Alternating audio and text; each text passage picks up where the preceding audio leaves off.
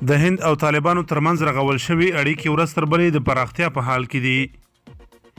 هندوستان ټایمز ورځپاڼې د خپلو معتمدو سرچینو په حواله خبر ورکړی چې هند د لومړي ځل لپاره طالبانو سره اړیکې رغولي چې اوس مهال د لا پراختیا په حال کې دي. راپور کاږي یا د اړیکې د هند د امنیتي چارواکو له لوري د طالبانو د سیاسي دفتر مرستیال مولا عبدالغني برادر په ګډون د دغې ډلې له یو شمېر مشرانو سره نیول شوي دي. راپور کې وړاندې راغلي هند تر ډیره له هغو طالب مشرانو سره اړیکه ټینګه کړې چې ملي فکر لري او د چا تر نفوذ لاندې نه دي.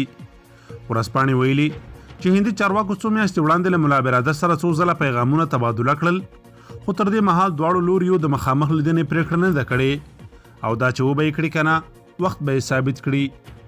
طالبانو او هندي چارواکو په دې تړاو تر اوسه رسماً څه نه دي ویلي.